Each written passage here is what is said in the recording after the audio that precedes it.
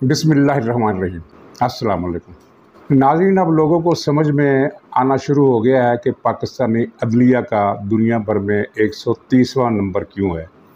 और ये 130वां नंबर तो 2 साल पुरानी रिपोर्ट है, 1.5 साल पुरानी रिपोर्ट है।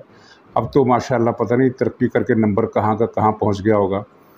आपने देखा कि इमरान खान को आउट ऑफ द वे जाकर किस तरह रिलीफ दिया गया। दरख्वास्त ज़मानत जो मातहत अदालत में जानी चाहिए थी वो ली गई और उसको ज़मानत इतवार के दिन अदालत खोल कर दी गई, और कितनी फुर्ती से दी गई कि 1 घंटे के अंदर अंदर दरख्वास्त दायर भी हुई और फैसला भी हो गया। और फिर इस दौरान ये सारा केस जो चल रहा है, जिस तरह मजिस्ट्रेट को धमकियां देने के इल्ज़ाम में जो मुकदमा दर्ज किया था उसको ख़त्म करवाया गया तकरीबन, उसकी भी ज़मानत ली गई। और फिर ये तौहीन अदालत के केस में इमरान खान ने उस तरह माफ़ी मांगी नहीं, लेकिन माफ़ी कबूल भी कर ली गई, चार्जशीट भी नहीं किया गया। और मेरा ख्याल है कि पाकिस्तान में तौहीन अदालत पर इतनी इस तरह फराख दिलाना माफ़ी शायद ही किसी और को मिली हो, वरना तो लोगों की गैर मशरूत माफ़ियाँ भी मुस्तरद की जाती रही हैं और उनको अदालत में बेइज्जत भी किया जाता रहा है, सज़ा अलग सुनाई जाती रही है, रिमार्क्स में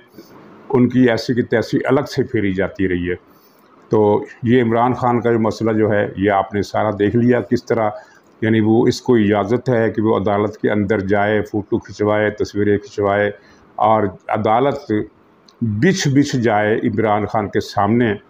और ये एक केस में नहीं, हर केस में है। वरना आप अगर हिस्ट्री देखें तो फिर वो बहुत लंबी कहानी हो जाती है कि किस तरह करप्शन के जो केस भी इमरान खान के ख़िलाफ़ खोलने की कोशिश की गई उनको किस तरह दबा दिया गया। और नाज़रीन, 3 साल के बाद मरियम नवाज़ साहबा को पासपोर्ट मिल गया है और ज़ाहिर है मुस्लिम लीग ने इस पर खुशी मनानी है, खुशी मनानी चाहिए और उसने मनाई। लेकिन वो कम से कम ये सवाल तो उठाए पब्लिक के सामने, मीडिया के सामने, कि मरियम नवाज़ का पासपोर्ट ज़ब्त किस जुर्म में किया गया था। कोई मुकदमा था ही नहीं, कोई जुर्म था ही नहीं, बस इमरान खान का आर्डर था। इमरान खान के आर्डर पर वो पासपोर्ट मनसूख किया गया। और जब अब देखा कि मामला जो है वो बहुत ज़्यादा परेशानी का बास बन रहा है तो पासपोर्ट बहाल कर दिया गया। इसी तरह किसी ने नहीं पूछा कि मरियम नवाज़ को जिस मुकदमे में 7 साल कैद की सज़ा हुई और वो उसमें बरी हुई, वो उस मुकदमे की हकीकत क्या थी और मुकदमा किसके कहने पर बनाया गया और क्यों सज़ा दी गई, जबकि मरियम का इस मामले से कोई ताल्लुक़ किसी तरफ से बनता ही नहीं था। लेकिन वो जो फैज़ याफ्ता बाक़ियात बैठी हर जगह, आपको इल्म है कि जस्टिस इफ्तिखार चौधरी के जो तहरीक चली थी उसका स्पॉन्सर कौन था। असल में परवेज़ मुशर्रफ बोझ बन चुका था उनके लिए, जो 1999 से मुल्क पर मुतसर्रफ थे, मुल्क का निज़ाम चला रहे थे। उन्होंने जब ये देखा कि मुशर्रफ बोझ बन गया है तो उन्होंने इफ्तिखार चौधरी का मोहरा उतार दिया। और उसी दौर से फिर जो चले आ रहे हैं सारे बाक़ियात और सारा विरसा, वो अब तक पाकिस्तान उनको भुगत रहा है।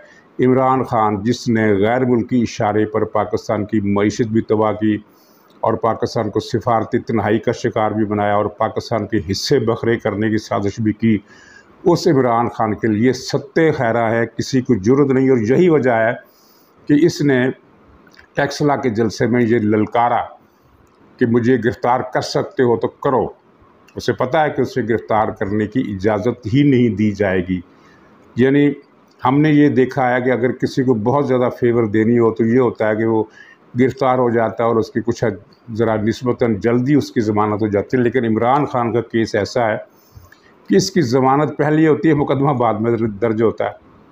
और मरियम के साथ जो सलूक किया गया, जो सलूक नवाज़ शरीफ के साथ किया गया, 0 केस पर नवाज़ शरीफ को नाअहल किया गया, 0 केस पर उनको सज़ा सुनाई गई 11 साल की और 7 साल कैद की। कोई केस था ही नहीं, कोई केस है ही नहीं। लेकिन सुनवाई अब भी नवाज़ शरीफ की अब भी नहीं हो रही, हो जाएगी, क्योंकि हालात ऐसे कि ज़ाहिर है फिर कितना कोई दामन बचा सकता है, इतनी एक हद होती है। तो लेकिन ये है कि 4 साल से नवाज़ शरीफ जिस जुर्म की सज़ा भुगत रहे हैं वो जुर्म है ही नहीं, लेकिन उन्हें सज़ाएँ सुनाई गई और उनकी ज़मानत लेने से भी इनकार किया गया। इसी इस्लामाबाद हाई कोर्ट ने कहा था कि नवाज़ शरीफ अगर पेश नहीं होता तो उसकी दरख्वास्त भी काबिल सुनवाई नहीं है। और इमरान खान के लिए है के पेश होने की ज़रूरत नहीं है, बल्कि किसी भी पेशी में उनको रुख्सत है कि वो अदालत हाज़िर ना हो, सिर्फ वकील भेज दें।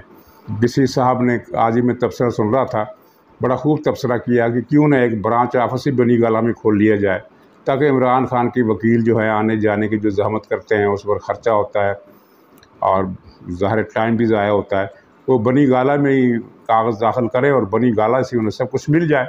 इसके अलावा ऐसी कोई चीज़ नहीं है कि जिसकी बुनियाद पर हम ये कहें कि इमरान खान अपनी दुम पर क्यों खड़ा हो गया। इसी बुनियाद पर वो अपनी दुम पर खड़ा है और ललकार रहा है। और टैक्सला के जलसे में उसने फ़ौज को जिस तरह लगेदा है, उसकी माजी में कोई मिसाल नहीं मिलती, बल्कि उसका तस्वर नहीं किया जा सकता। कहा कि अवाम इन न्यूट्रल्स को माफ़ नहीं करेंगे, ना मैं माफ़ करूँगा ना अवाम माफ़ करेंगे। और न्यूट्रल से क्या मुराद है? फ़ौज है और फ़ौज के जनरल है और फ़ौज की सफ़ी अव्वल की क़यादत है।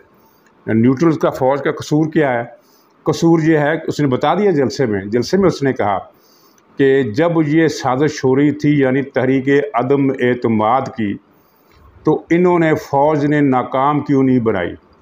यानी अब ये एक नया दस्तूर इमरान खान ने वज़ा कर दिया है कि दुनिया की कोई भी गवर्नमेंट जो हो, उसके ख़िलाफ़ अगर अपोजिशन अदम एतमाद की तहरीक लाती है तो फ़ौज की ज़िम्मेदारी है कि वो उस तहरीक को नाकाम बनाए, और अगर वो नाकाम नहीं बनाती तो फिर वो चोर चौकीदार होगी, वो क्रिमिनल होगी, वो मीर जाफ़र होगी, वो मीर सादिक होगी, वो गद्दार होगी और वो जानवर होगी।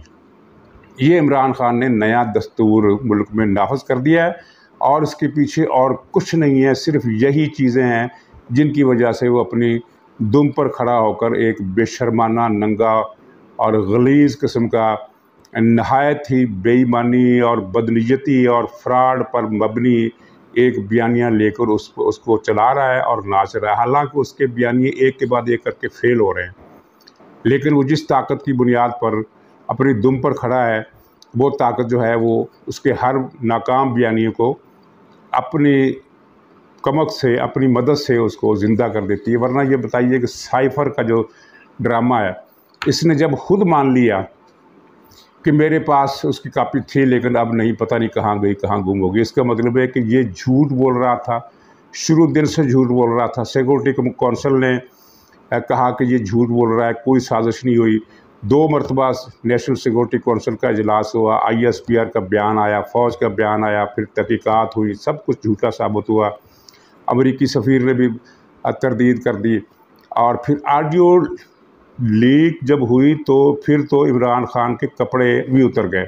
अलफ नंगा होने के बावजूद ये कहता है कि न्यूट्रल ने साजिश नाकाम क्यों नहीं बनाई। और न्यूट्रल जो हैं वो अब देख रहे हैं कि जिस मुसीबत को, जिस नहूसत को हमने पाला और पाकिस्तान के कौमी ख़जाने से, जिसका मकसद कुछ और था, जो फ़ंड मखसूस किया जाता था उसका मकसद तो कुछ और था, वो फ़ंड इमरान खान को एक ताकत बनाने में सरफ़ किया गया और 4 या 5 हज़ार सोशल मीडिया वर्करों की फ़ौज सरकारी ख़जाने पर, कौमी ख़जाने पर पाली गई।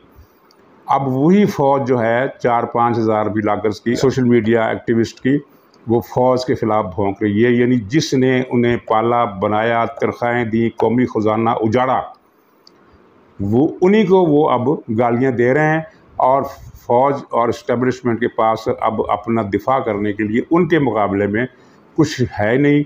और हाथ डालने से भी उन्हें डर लगता है कि हाथ डालेंगे तो ये गंद ज़्यादा उछालेंगे, क्योंकि ज़ाहिर है सोशल मीडिया का दौर है और सोशल मीडिया पर जो चीज़ आ जाए उससे डरते हैं सब लोग, ये भी डरते हैं, इसीलिए हाथ नहीं डाला जा रहा। और हाथ ना डालने की दूसरी वजह यही है, मसलन शौकत तरीन का ऑडियो लीक हुई थी तो ये एक गद्दारी का फिट केस था। अच्छा, मज़े की बात यह है कि PTI वाले कह रहे हैं, जिन्होंने पूरे 20 साल मुखालफों को गद्दार गद्दार का खिताब देते हुए गुजारे, अब PTI वाले कह रहे हैं कि नहीं भाई, सब मुहब्बे वतन होते हैं, किसी को गद्दार नहीं कहना चाहिए, नहीं शौकत तरीन को भी गद्दार नहीं कहना चाहिए। ये अपनी जगह लतीफ़ा, लेकिन शौकत तरीन पर गद्दारी का फिट केस बनता था और हुकूमत ने फ़ैसला कर लिया था कि शौकत तरीन को भी रगड़ना है और वो पख्तूनख्वा का गद्दार बिन गद्दार तैमूर झगड़ा, उसको भी रगड़ना है। लेकिन जब उन्होंने देखा, उन्हें पता चला कि इनके साथ तो वादे वईद हो गए कि हम आपको गिरफ़्तार होने नहीं देंगे, गिरफ़्तार किया हम आप पर केस नहीं दर्ज होने देंगे, ऐसी नौबत ही नहीं आएगी, तो फिर हुकूमत पीछे हट गई। क्योंकि ज़ाहिर है आप एक आदमी को गिरफ़्तार करते हैं और वो उसकी गिरफ़्तारी के लिए पुलिस पार्टी रवाना करते हैं, और पुलिस पार्टी के रवाना होने से पहले ही ज़मानत की खबर आ जाए तो हुकूमत के लिए खिफ़्फ़त होगी और वो तअस्सुर पैदा होगा, जिससे अवाम ये कहते हैं कि हुकूमत पेड़ हो गई। तो इदारे ये नहीं सुनना चाहते कि इदारे पेड़ हो गए, और इसी वजह से वो कमज़ोरी दिखा रहे हैं।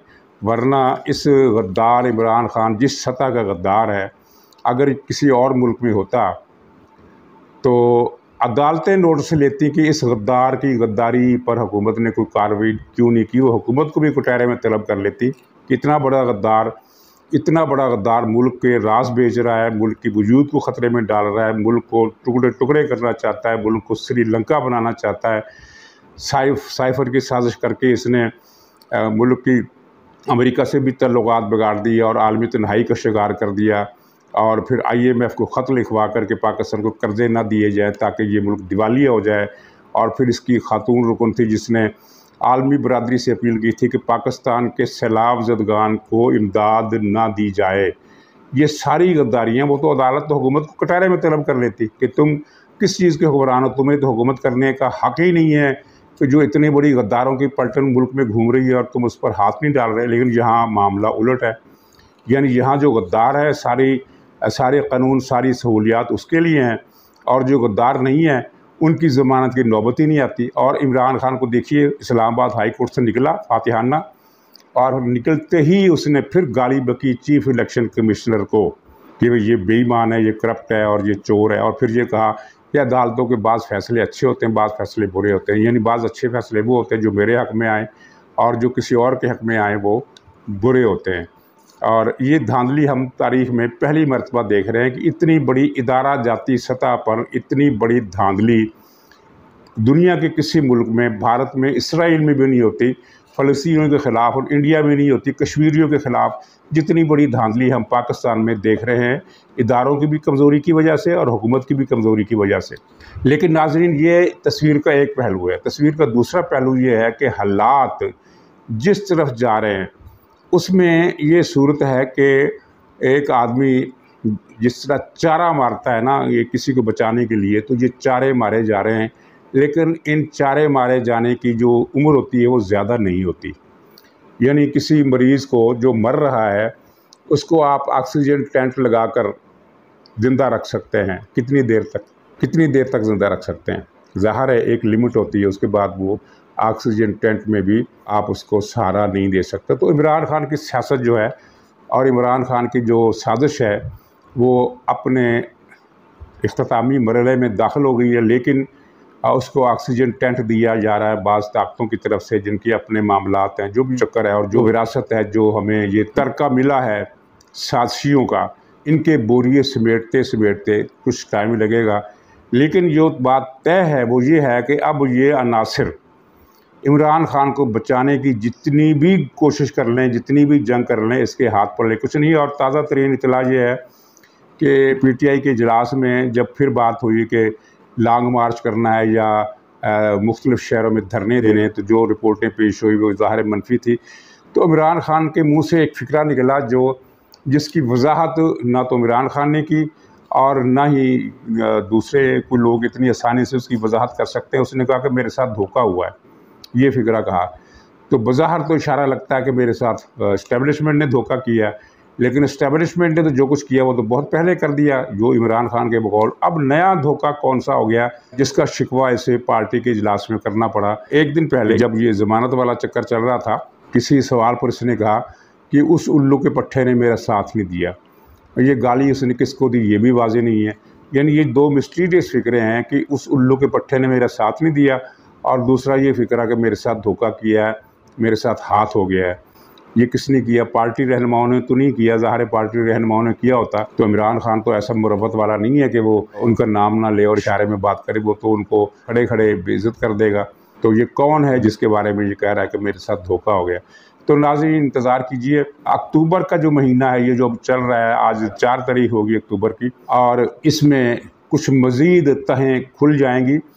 और जिस तरह के वो मंजूर वसान सिंध के जो वज़ीर हैं, जो कहते हैं कि मुझे ख्वाब आते हैं, हालांकि उन्हें ख्वाब नहीं आते, उनके कुछ ताल्लुकात हैं, कुछ सोर्सेज़ हैं जरदारी साहब के तो ज़्यादा सोर्सेज हैं, लेकिन जरदारी साहब किसी और सतह पर बात करते और सोचते हैं। मंजूर वसान साहब जो हैं, इनके इतने बड़े वज़ीर नहीं हैं जैसे इनके, लेकिन इनके सोर्सेज हैं। अब पता नहीं उनके ज़ाती सोर्सेज हैं या उनके किसी रिश्तेदार के सोर्सेज हैं। उनकी इतला जो है वो मैं 2 साल से वाच कर रहा हूँ, वो सही निकलती है। और अप्रैल में इमरान खान की हुकूमत ख़त्म हो जाएगी, इसका ख्वाब भी मंजूर वसान ने पिछले साल देखा था, और उस वक्त लोगों ने कहा था कि ये एक सियासी मसखरापन है। लेकिन उसके बाद मंजूर वसान साहब कई और बातें दुरुस्त साबित हुई। अब वो कह रहे हैं कि अक्टूबर नवंबर में इमरान खान के लिए बहुत मुसीबतें नाज़िल होने वाली हैं। तो नवंबर में तो अभी 27 दिन पड़े, मैं ये बता रहा हूँ कि अक्टूबर में ही कुछ वाक़यात ऐसे अनफोल्ड होने वाले हैं जिनसे उन लोगों का शिकवा दूर हो जाएगा जो ये कहते हैं कि इमरान खान को मसलसल सपोर्ट मिल रही है और वो किसी में इतनी जुर्रत नहीं है कि उसे गिरफ़्तार कर सके। तो उनके कुछ शिकवे इसी महीने दूर हो जाएंगे। तो नवंबर में क्या होगा, इसकी मज़ीद वजाहत किसी दिन मंजूर वसान साहब अपने किसी बयान में या इंटरव्यू में कर देंगे। तो तब तक के लिए इंतज़ार फरमाइए और दिन ब दिन होने वाले वाक़यात पर नज़र रखिए। लंदन में भी एक अहम मुलाकात हुई है जिसकी तफसील इशारों में बताई जा सकती है कि वो क्या मुलाकात हुई है, और इशारा मैंने कर दिया कि अहम मुलाकात हुई है। उसमें क्या तय हुआ है, उसमें सुना ये गया है कि नई तकर्री के बारे में भी बात हुई है और साइफ़र के बारे में भी बात हुई है। इन दोनों चीज़ों पर अहम बात हुई है, और वो मुलाकात में कौन कौन शरीक था और क्या तय हुआ इसे छोड़िए, इतनी बात काफ़ी है कि एक अहम मुलाकात लंदन में हुई है।